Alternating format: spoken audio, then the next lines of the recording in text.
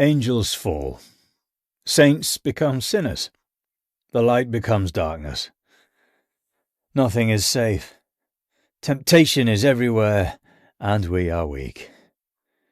This is what happens when the unbreakable breaks. This is the corruption of the incorruptible.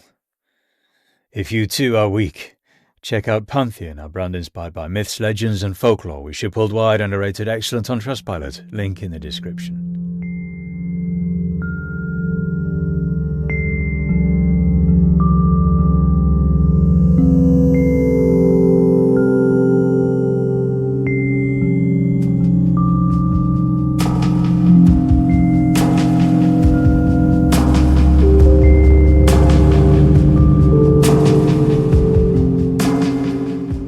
There's a difference between being called incorruptible and being made of the substance that corruption can't touch. We use the word loosely. We apply it to men who refuse bribes, to institutions that claim moral authority, to ideals we have decided are beyond question. We point at a priest and say, "This man is holy." We point at a sacred text and say, "This cannot be altered." Some point at God and say, "This is beyond all of it," and in doing so, confuse two entirely different things: the declaration of incorruptibility and the condition of it. A priest is declared holy. The institution confers the title, and the title carries the weight of tradition, of belief, of centuries of accumulated reverence. But the holiness lives in the declaration. Remove it, and you remove the holiness. The man remains unchanged, capable of everything he was capable of before the title was given. But that's not what we're talking about. We're talking about something that requires to go back even further, much further, to the place before institutions existed to confer anything, to the place before language had words to describe what it was trying to describe. Augustine spent his life trying to locate the precise nature of evil, and what he found was something unexpected. Corruption, he argued, is a loss. The slow withdrawal of what made something whole. Privation. And if corruption is always and only ever a loss, then the incorruptible is a thing from which nothing can be withdrawn. The thing so complete, so saturated with what it is, that subtraction has no purchase, no edge to grip. The Platonists understood this as a question of reality. The forms, those perfect, unchanging archetypes that exist beyond the material world, don't resist corruption. They occupy a different order of existence entirely, one in which corruption has no jurisdiction.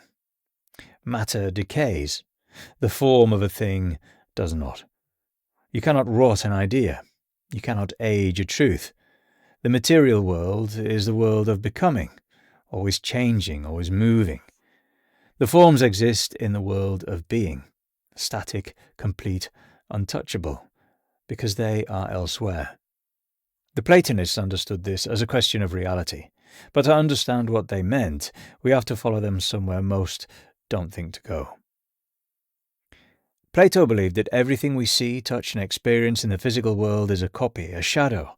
The chair you're sitting on right now isn't a real chair. It's an imperfect physical approximation of something Plato called the form of a chair. The perfect, unchanging, eternal idea of what a chair actually is. The blueprint that every physical chair is trying and failing to be. This applies to everything. Every tree is a flawed copy of the form of a tree. Every act of beauty points toward the form of beauty itself. Every just action gestures at the form of justice. The physical world is the world of approximations. The world of forms is the world of originals. The physical world decays. The chair rots. The tree dies. Beauty fades. But the form of the chair doesn't rot. The form of the tree doesn't die. The form of beauty doesn't fade. Because they don't exist in the physical world at all. They exist in a different order of reality entirely.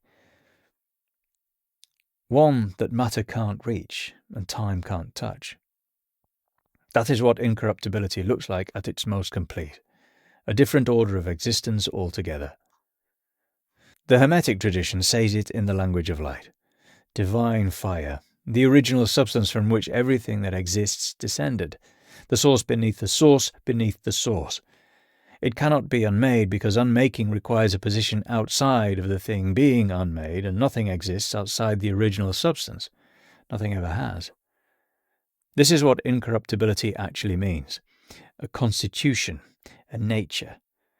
The thing so and completely itself that corruption arrives at its surface and slides off. Absolute, total, beyond reach by the very logic of what it is. Let's start with a being that had every reason to hold. Lucifer, the morning star, the son of the dawn, was, by every account that has ever tried to describe him, the closest thing to the source that creation had ever produced.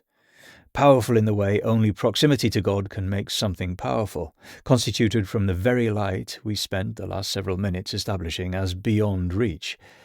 He was incorruptible, but he fell. The question that matters here is how. If we're going to understand what corruption actually does to something that should be beyond it, we need to follow the exact point of entry. We need to find the seam. Isaiah gives us the answer in a single line. You said in your heart, I will ascend. I will arise my throne above the stars of God. I will make myself like the Most High. There it is, a thought. The fall of the most luminous being in creation began with a comparison. Lucifer looked at what he was and then looked at what existed above him, and in the space between those two observations, the gap opened, and into that gap everything entered.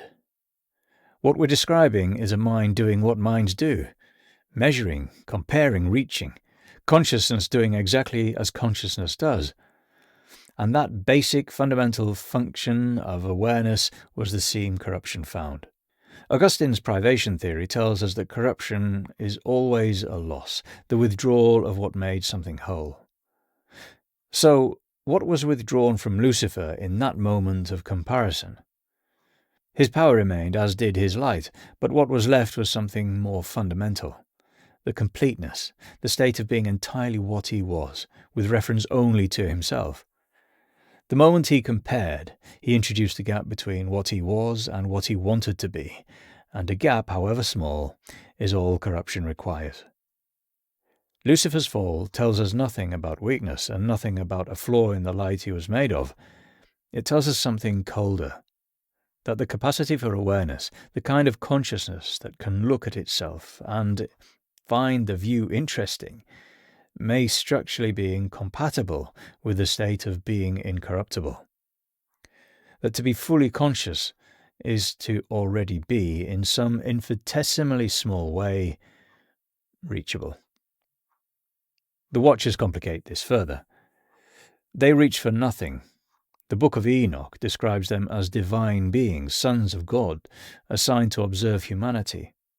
And in observing, something happened that the tradition struggles to explain clearly. They saw the daughters of men, and they wanted them. The easy explanation is moral failure, lust, desire, holy beings brought low by physical appetite. But that explanation moves past the thing that makes the Watchers genuinely philosophically interesting. These were beings of pure fire. The biology that produces desire in humans, the nervous system, the hormonal chemistry, the evolutionary history of reproductive drive, belonged to a different being entirely. Want had no place in what they were, which means what corrupted the Watchers was something that proximity to desire produced in beings who had encountered humanity for the first time, sustained contact with creatures who wanted things, who ached and longed and reached for each other, and something in that contact transferred. The Watchers caught wanting, the way a body catches a fever. They had no defense against it because no one knew that holiness could be altered by simple exposure. Lucifer's fall required consciousness turned inward. The Watcher's fall required consciousness turned outward. Two different doors, both opened by the conditions of existence. by what it means to be aware in a world full of things that are aware. Metatron is the third case, the most philosophically treacherous. Enoch was a man, flesh, blood, mortality. God took him, lifted him entirely out of the human condition, and remade him as the highest angel, the prince of the divine presence, the one who bears God's own name. The Talmud records what happened next. A rabbi, standing in heaven, looked at Metatron and believed he was looking at God, a created being so elevated that a man couldn't tell the difference between the created and the creator. That's the corruption. He didn't reach away from God like Lucifer. He didn't reach toward the world like the Watchers. He reached toward God and got close enough that the distinction between them collapsed. Proximity to the source of incorruptibility itself was the vector. That's what Lucifer and the Watchers don't tell us. That's what Metatron does. Which means the problem runs deeper than we thought. Corruption finds its way through distance from the divine and through closeness to it. 3 cases, 3 completely different corruptions. 1 through comparison, 1 through contact, 1 through elevation. Which raises a question that has never been answered cleanly. If the corruption of these beings required only consciousness, proximity, and time, what exactly was supposed to prevent it? As it turns out, consciousness was the least of the problems. Every case so far assumed a mind. Every corruption required a being capable of experience, of choice, of some kind of internal movement toward or away from something. Take consciousness out of the equation and the corruption should stop. It doesn't. In Gnostic cosmology, there exists a being called Sophia. Her name means wisdom. She's one of the highest emanations, existing within God, as a direct expression of the divine nature. She is as close to the source as a distinct being can be. She fell because she loved God too much. She wanted to know the source directly, to reach to the highest point herself alone, outside the structure the Gnostics believed the divine order required, and in that reaching, something broke. What came out of that breaking was a being, a god, but a damaged one, a god with no knowledge of where it came from, who looked at the wreckage and built a world from it. The demiurge. We are living inside the consequences of a corruption that happened at the highest possible level of reality. Her corruption wasn't due to pride or desire for anything outside the divine. There was no moral failure of any kind. She was reaching upward to a god when she broke. Corruption found its way through the purest possible impulse, love for the source. Kabbalah is the mystical tradition within Judaism, a body of thought concerned with the hidden nature of God, the structure of creation, and the relationship between the sacred and the material world. Within it, the Luranic school, named after the 16th century mystic Isaac Luria, offers an account of creation that sits unlike anything else in religious thought. In the beginning, God contracted, withdrew into himself to make space for something other than himself to exist. He poured sacred light into vessels designed to hold it. That light was the purest expression of the divine, incorruptible by its very nature, and yet the vessels that were built to carry it shattered. The light didn't change. It remained exactly what it was. But the vessels were finite, created objects with limits, tasked only to hold something that was infinite.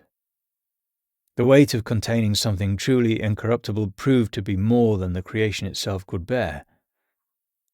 So here is the corruption.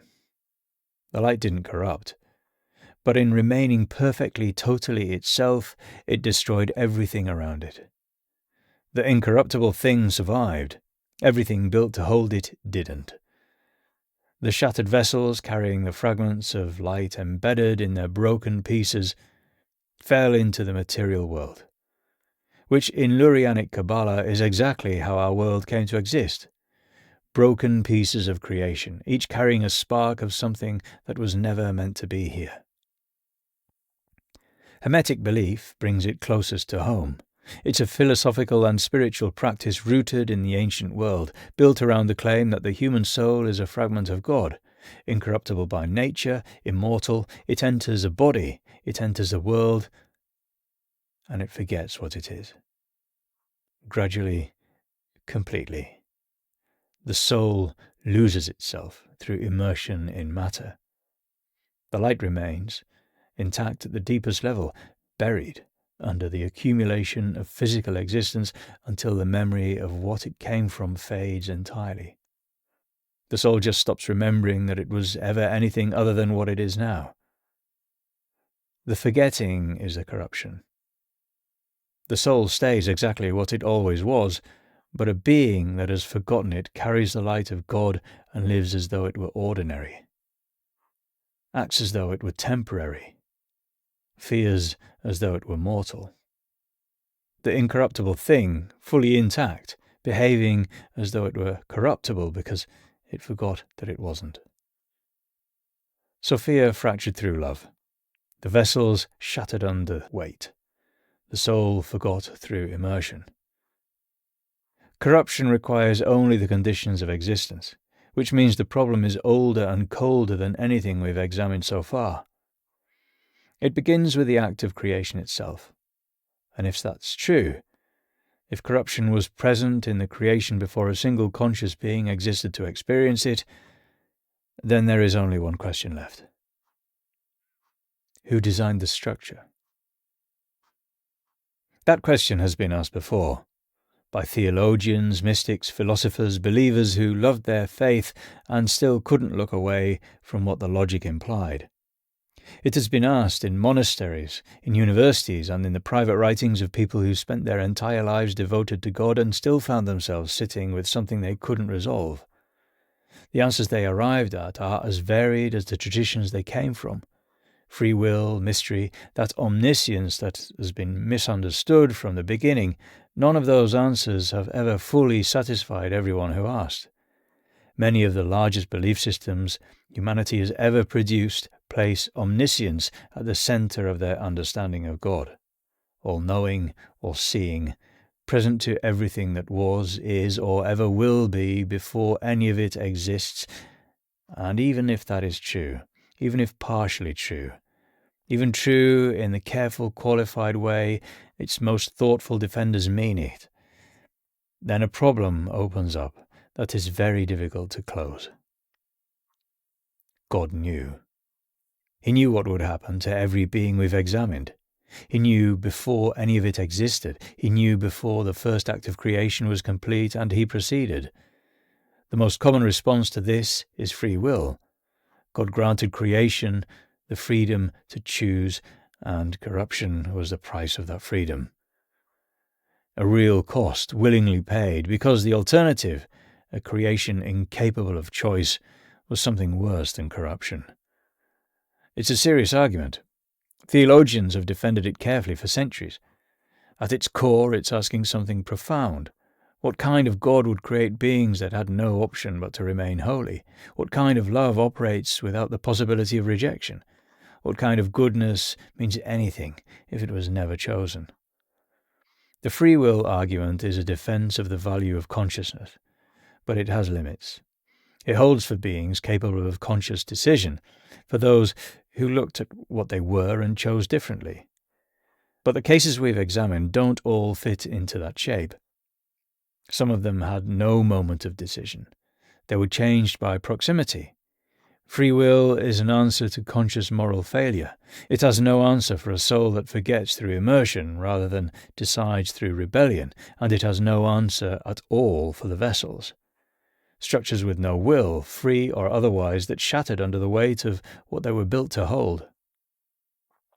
If God knew that incorruptibility wouldn't hold, in whatever sense of knowing means for a being outside of time, then incorruptibility was never a permanent state. It was a condition, one that would exist for exactly as long as the design required and no longer. Which means the world itself may have always been describing something temporary, something that was whole for now, intact until it wasn't. A phase.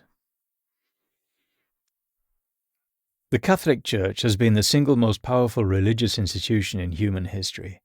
At its peak, it crowned kings, decided wars, and held the spiritual fate of entire continents in its hands.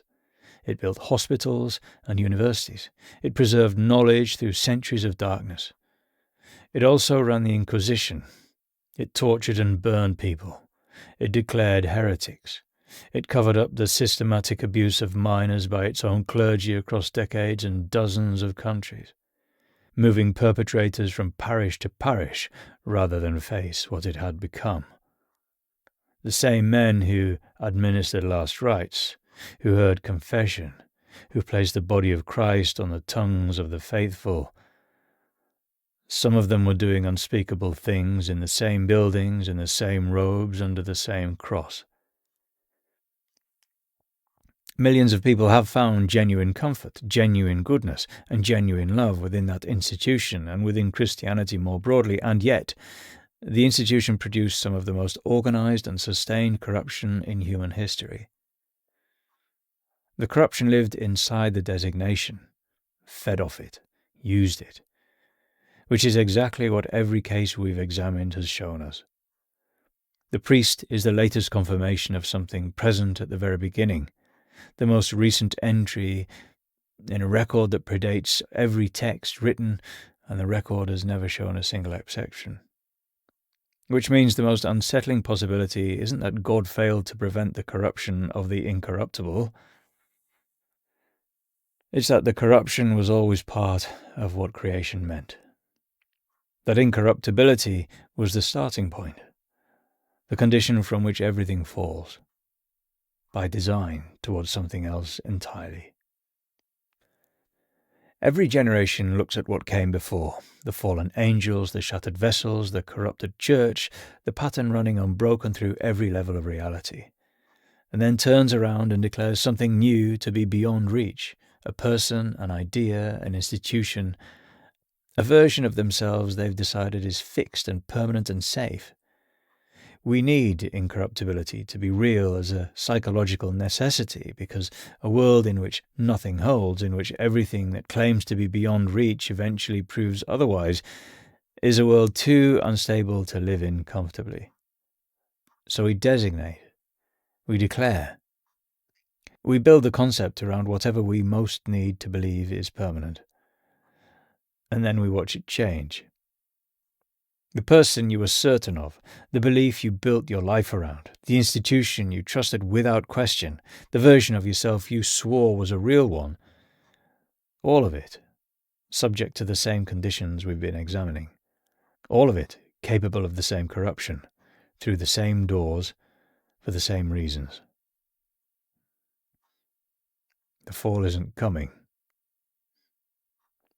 It's already happened.